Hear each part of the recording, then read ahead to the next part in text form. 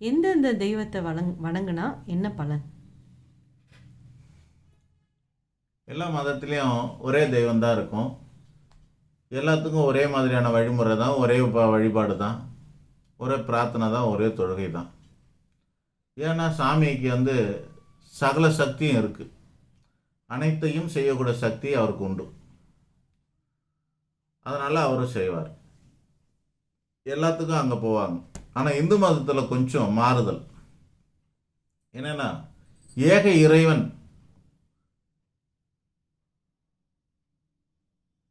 பஞ்சபூத தத்துவமாக 5 ரூபத்தில் இருக்கிறான். அது மட்டும் இல்லாமல் நவசக்தி தத்துவமாக விரிஞ்சு இருக்கிறான். சிவா, விஷ்ணு, பிரம்மா மும்மூர்த்தியாகவும், துர்கா, லட்சுமி, சரஸ்வதி முப்பெருந்தேவியாகவும், விநாயகர், முருகன், ஐயப்பன் என்ற 3 சேய்களாகவும் இருக்கிறான். ஆஞ்சநேயர்லாம் பக்தர், பக்தினாலே கடவுள் ஆகிட்டார். எப்படி 63 நாயன்மார்கள் பக்தியினால பக்த நாயன்மார்கள் இருக்காங்களோ, 12 ஆழ்வார்கள் இருக்காங்களோ, அதுபோல் ஆஞ்சநேயரும் மகா பக்தனாக ஸ்ரீராமரோட பக்தனாக இருந்து அவர் தெய்வத்தன்மை அடைஞ்சிட்டார்.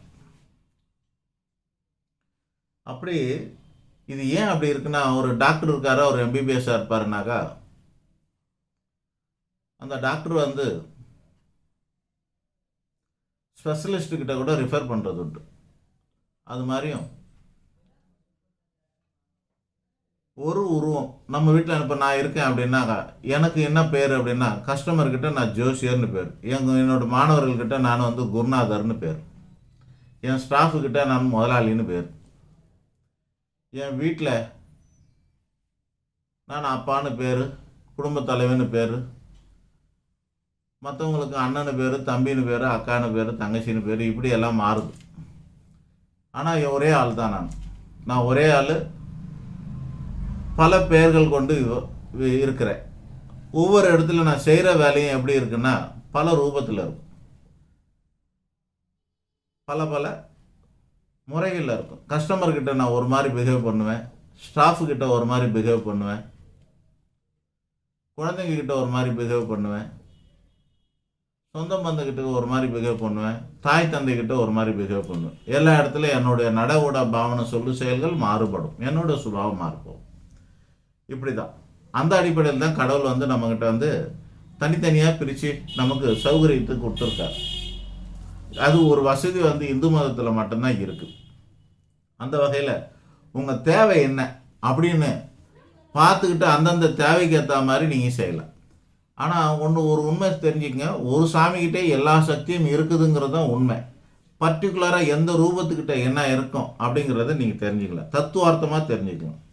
இப்போ உங்களுக்கு நிம்மதி இல்லாமல் இருக்கிறீங்க அப்படின்னா நீங்கள் சிவனை வழிபடுங்க.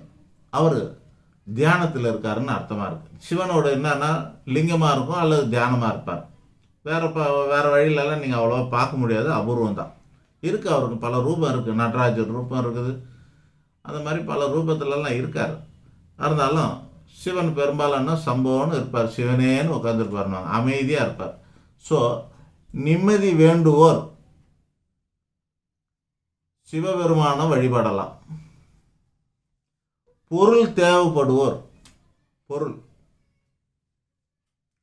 பொன்னும் பொருளும் வேண்டுவோர், வேலையும் வியாபாரமும் தொழிலும் வேண்டுவர் பெருமாளை வழிபடலாம்.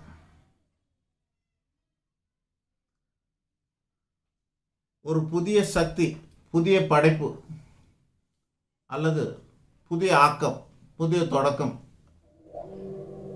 அது மாதிரியானது வேணும்னு நினைக்கும் போது நீங்கள் பிரம்மாவை வழிபடலாம். அவர் தான் புது புது சக்தியெல்லாம் மனுஷனுக்கு கொடுத்தார், அரக்கனுக்கும் கொடுத்தார். அது மாதிரி அவர் கேட்குற வரத்தை கொடுக்கக்கூடியவர் பிரம்மா. நீங்கள் என்ன கேட்டாலும் கொடுப்பாருன்ற மாதிரி. நீங்கள் புதுமையாக ஒன்று கேட்க போகிறீங்கன்னா அது அவர்கிட்ட கேட்கலாம். அப்புறமா ஆயுளையும் சக்தியும், மனுஷன் இயங்கணும்னா எனர்ஜி தேவை. எனர்ஜி வேணும்னா, சக்தி வேணும்னா நீங்கள் துர்காவை வணங்கணும், அம்மனை வணங்கணும். ஏதாவது ஒரு அம்மனை நீங்கள் வணங்கலாம். ஒவ்வொரு அம்மனுக்கும் ஒரு சக்தி இருக்குது. 1008 சக்தியாக பிரிஞ்சிருக்காங்க நீங்கள் நினச்சிக்கோங்க. எந்த சக்தியோ எதுவும் தெரியல, ஏதோ ஒரு சக்திக்கிட்ட போய் வணங்கலாம், ஏதோ ஒரு அம்மனை நீங்கள் வணங்கலாம். லக்ஷ்மியை வணங்குனீங்கன்னா சௌபாக்கியம் கிடைக்கும். சௌபாக்கியம், சௌங்கிறது 14 வகையான பாக்கியம் மனுஷ உலகத்துக்கு, மனுஷ வாழ்க்கைக்கு அவசியம். 14 வகையான பாக்கியத்தையும் தரக்கூடியவங்க சௌபாக்கியம். நீங்கள் பார்த்தீங்கன்னா சௌபாக்கியம்னா பாக்கிய லக்ஷ்மி இருப்பாங்க, பாக்கிய அம்மன் இருப்பாங்களா, பாக்கிய சரஸ்வதி இருக்காங்களா, அதெல்லாம் கிடையாது. பாக்கியத்தை தரக்கூடியவங்க லக்ஷ்மி தான். சௌபாக்கியம் வேணும்னா நீங்கள் லக்ஷ்மியை வணங்கணும். அது இல்லாமல் புத்தி சார்ந்த விஷயங்களாக புத்தி, அறிவு, கல்வி, கலை, வித்தை, வாக்கு, வன்மை, ஞானம், கலை, வீரம், இந்த மாதிரியான விஷயங்கள்லாம், வீரம் இல்லை, கலை, வித்தை, ஸ்போர்ட்ஸ், இந்த மாதிரி விஷயங்களெல்லாம் நீங்கள் பெறணும்னு ஆசைப்பட்டீங்கன்னா சரஸ்வதி தான் சிறந்தவங்க. புத்தி, அறிவு, கல்வி, ஞானம் எல்லாம் சரஸ்வதி கிட்ட இருந்தால் வரணும். அதுக்கப்புறம் ஞானம் பெறணும்னு ஸ்பெசிஃபிக்காக நீங்கள் விரும்புனீங்கன்னாக்கா விநாயகரை வணங்கணும். ஏன்னா அவர் தான் ஞான பண்டிதன். பெருமாள் இவர் முருகரை சொல்கிறாங்க ஞான பண்டிதான்னு கூப்பிட்றாங்க. ஆனால் உண்மையிலே யார்கிட்ட ஞானப்பழம் இருந்தது? ஞானப்பழம் பெற்றவர், ஜெயிச்சவர், ஞானப்பழத்தை பெற்றவர் விநாயகர் தான். அப்போ மற்ற சாமிக்கெல்லாம் ஞானம் இல்லாமல் போயிச்சா அப்படின்னு கேட்காதீங்க. நான் முன்னாடியே சொல்லியிருக்கிறேன், எல்லா சாமிகிட்ட எல்லா சக்தியும் இருக்குது. நீங்கள் ஒரே சாமிகிட்ட அனைத்தையும் பெற முடியும். ஆனால் ஒரு சாமிகிட்டே எல்லாம் பெற முடியுங்கிற உயர்ந்த ஞானம் நமக்கு இருக்கணும். அப்படி இல்லாத பட்சவங்களுக்கு தான் இதெல்லாம் நான் தனித்தனியாக சொல்கிறேன். ஞானத்தை பெறணும் ஞானக்காரகன் விநாயகர் தான். ஞானக்காரகனான விநாயகரை நீங்கள் வழிபடலாம். முருகரை வழிபட்டால் என்ன நடக்கும்னா உங்களோட கடன், வழக்கு, வியாதி, சண்டை, சச்சரி, நோய் நொடி போன்ற கர்மாவெல்லாம் விலகி போகும். நெகட்டிவ்ஸ் அதெல்லாம் விலகி போகும். பில்லி, சூனியம், செய்வினை, செயற்பாட்டு வினை இதெல்லாம் விலகி போகும். ஆக முருகரை வழிபட்டால் உங்களுடைய ஆல்மோஸ்ட் கர்மங்கள் கரைஞ்சு ஓடுகிறதுன்னு அர்த்தம். அப்புறம் ஐயப்பன் எதுக்கு இருக்காரு? புதுசாக இருக்காரா? புதுசாலாம் கிடையாது. ஐயப்பன் ஆதிலேருந்து தான் இருக்கார். வேதத்தில் இருக்கிறது தான். அப்படி ஐயப்பன் வழிபட்ட என்ன கிடைக்கும்னா ஒழுக்கம் கிடைக்கும். நிச்சயமா ஐயப்பனை வழிபட்டால் ஒழுக்கம் கிடைக்கும். ஏன்னா அவர் ஒழுக்கத்துக்கு காரணமாக கடவுள் படைச்சு வச்சிருக்கார். அவரை வழிபட்ட ஒழுக்கம், நேர்மை இதெல்லாம் கிடைக்கும். ஒழுக்கமும் நேர்மையும் கிடைக்கக்கூடியது ஐயப்பன்கிட்ட.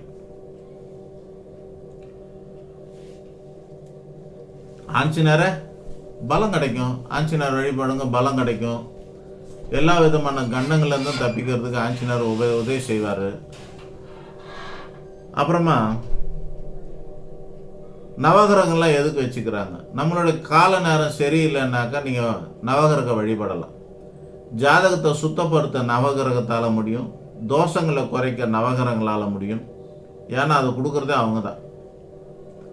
அது மட்டும் இல்லாமல் நேரங்காலத்தை சரி பண்ணவும் நவகிரகத்தால் முடியும். ஆக நேரங்காலம் சரியாகணும்னா நவகிரகத்தை வழிபடுங்க. ஜாதகத்தை சுத்திப்படுத்தணும்னா நவகிரகத்தை வழிபடுங்க. தோஷம் விலகணும்னா நவகிரகத்தை வழிபடுங்க. மகான்கள், சித்தர்கள், ஞானிகள் எல்லாம் வழிபட்டால் என்ன தான் கிடைக்கும்? வீடியோவை முடிக்க போகிறேன். ஆனால் ஒரு டைலாக் சொல்லிடுறேன். நகை கடைக்கு போனால் நகை வாங்கலாம், துணி கடைக்கு போனால் துணி வாங்கலாம். சித்தர்கிட்ட போனாக்கா சித்தம் தெளிவு கிடைக்கும். தெளிவும் ஞானமும் பெறணும்னாக்கா நீங்கள்